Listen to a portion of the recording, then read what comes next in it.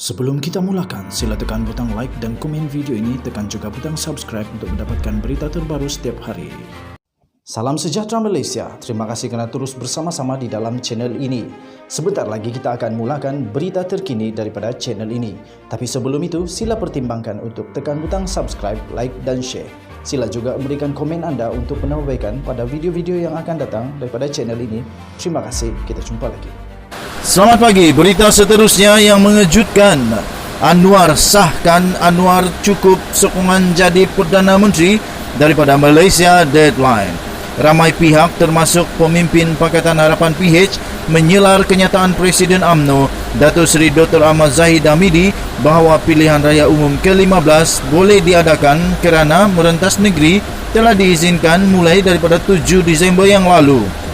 Kata Zahid, PRU15 perlu dilangsungkan segera agar rakyat dapat memilih kerajaan yang sah dan stabil berbanding sekarang. Mengadakan PRU ke-15 tidak kena pada masanya kerana negara masih lagi menghadapi ancaman yang berterusan daripada COVID-19 dengan kes harian tertinggi yang mengejutkan ialah lebih daripada 3,000 kes pada 7 Januari yang lalu. Serta pada ketika ini, banjir besar yang kelihatan seperti mengulangi tragedi Bah Kuning pada tahun 2014 yang lalu. Alasan Zahid juga kata mereka kelihatan hanya untuk kepentingan UMNO. Mantan anggota Majlis Pemimpin Tertinggi Bersatu, Datuk A. Kadir Jassin telah mendakwa desakan daripada UMNO agar ahli parlimen dibubarkan segera lebih bersifat peribadi bagi sesetengah pemimpinnya. Jadi UMNO, kata Kadir, gabungan mana yang akan disertainya untuk mencapai kemenangan pada PRU ke-15 akan menyelamatkan pemimpin terbabit. Ketika Kerajaan Perikatan Nasional masih lagi menjadi kerajaan dengan sokongan majoriti yang sangat tipis, UMNO berkali-kali telah menyatakan keinginan mereka agar PRU ke-15 diadakan dengan segera. Pada masa yang sama, akar umbi juga dikatakan mendesak hubungan parti itu dengan bersatu ditamatkan seperti yang telah dibincangkan di dalam mesyuarat Majlis Tertinggi UMNO di Kuala Lumpur pada 6 Disember yang lalu. Usul itu, kata UMNO, akan dibahaskan dan diputuskan dalam Perhimpunan Agung UMNO pada 31 Januari yang datang. Dengan itu, saya tertarik mengaitkan isu PM dan Anwar ini dengan perkembangan mutakhir dalam Barisan Nasional. Menerusi satu mesyuarat di Ibu Pejabat UMNO pada 5 Januari yang lalu, Ahli Parlimen Ketereh iaitu Tan Sri Anwar Musa telah dipecat daripada jawatan Setiausaha Agung Barisan Nasional. Keputusan itu telah dibuat oleh Zahid yang juga pengerusi Barisan Nasional. Setiausaha Agung UMNO Datuk Seri Ahmad Mazlan iaitu Ahli Parlimen Pontian dilantik menggantikan Anwar yang juga Menteri Wilayah Persekutuan. Ketika ditemu ramah, Ahmad mengatakan Anwar digantikan dan bukanlah dipecat. Walaupun ditempelak oleh mantan PM yang belum menjalani hukuman penjara iaitu Datuk Seri Najib Tun Razak agar tidak membuat fitnah, Anwar tetap mengadakan sidang media. Paling menarik, dalam sidang media pada 6 Januari yang lalu itu, Anwar telah mendedahkan sepucuk surat iaitu perakuan bertulis yang menyatakan bahawa sokongan Najib dan Zahid kepada Anwar sebagai PM ke-9 yang didakwanya telah disahkan oleh banyak pihak. Perakuan itu telah dipersembahkan kepada Yang di-Pertuan Agong sekaligus bertujuan untuk menjatuhkan Kerajaan Perikatan Nasional. Anwar tidak dapat menerimanya dengan kerana jelas melanggar ketetapan No Anwar No DAP.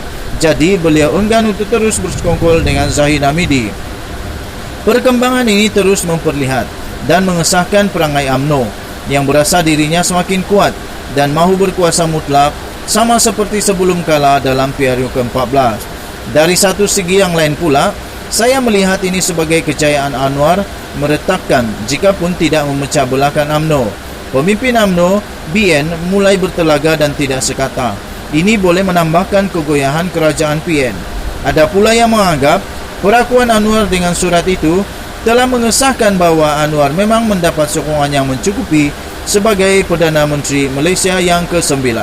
Cuma, mungkin kerana belum masanya, walaupun ada penyokong dan pemimpin PH tidak bersetuju dengan cara kenaikan Anwar, hasil gabungan bersama-sama, pemimpin kleptokrat, Anwar masih ketua pembangkang atau pemimpin de facto PH. Kini, bagaimanakah pendirian ahli UMNO, terutama daripada akar umbi terhadap Zahid dan Najib, baik atau buruk? Kedua-duanya pemimpin besar UMNO. Ekoran pendedahan daripada sokongan Zahid itu, Pertubuhan Gerak Ekonomi Melayu Keramat GEMK telah membuat laporan polis pada 8 Januari yang lalu. Laporan polis tersebut telah dibuat oleh ketua penerangannya, iaitu Zulhafiz Hanafiah, di Ibu Pejabat Polis Daerah Ampang. Menurut Zulhafiz, GEMK membuat laporan polis itu kerana surat yang tular itu benar dan meminta pihak polis untuk menyiasat kesahihan surat berkenaan dengan segera. GEMK, tambah Zulhafiz, bimbang keadaan politik yang tidak stabil disebabkan olehnya mengganggu kelancaran perkembangan ekonomi negara. Apabila ekonomi tidak stabil, negara luar juga tidak berminat untuk melabur di negara kita. Tegar Zulhafiz, rakyat memang berhak mengetahui perkara sebenar kerana ia melibatkan parti politik pemerintahan negara dan demi melangsungkan kestabilan dalam PRU ke-15.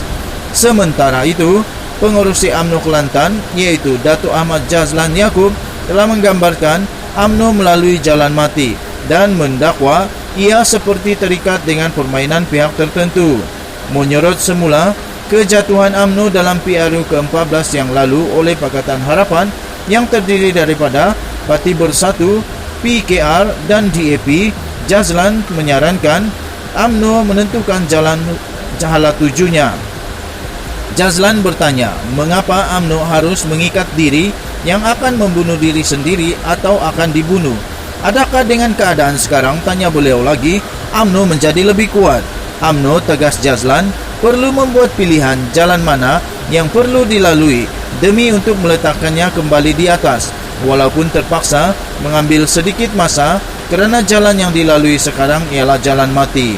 Pada 4 Januari yang lalu, Jazlan yang juga ahli Parlimen Machang menggesa kerajaan PN membubarkan Parlimen pada bulan ini, atau beliau melepaskan jawatan dalam kerajaan.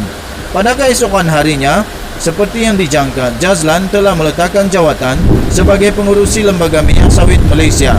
Ia dilihat sebagai langkah drastik kerana Jazlan pada mulanya memberi tempoh sehingga penghujung Januari kepada PN. Selain kerana COVID-19 dan banjir buruk, siapalah sangat Jazlan hingga kata duanya wajar didengari oleh Kerajaan Perikatan Nasional Bersatu dan UMNO kembali mengalami pergolakan. Antaranya dengan 189 daripada 191 bahagian UMNO telah dilaporkan telah membuat keputusan untuk menolak kerjasama dengan Bersatu dalam PRU yang ke-15 akan datang. Namun demikian, Anwar berkata, pada 6 Januari yang lalu, beliau dimaklumkan bahawa 99 bahagian secara rasminya membuat usul sedemikian untuk terus menolak Bersatu. Sekian berita tadi. Artikel itu telah ditulis oleh Rayusa, seorang penulis bebas yang turut menulis isu sastra dan budaya tanah air. Untuk mendapatkan berita yang lebih lengkap, sila layani Malaysia Deadline. Kita jumpa lagi. Selamat pagi. Bye-bye.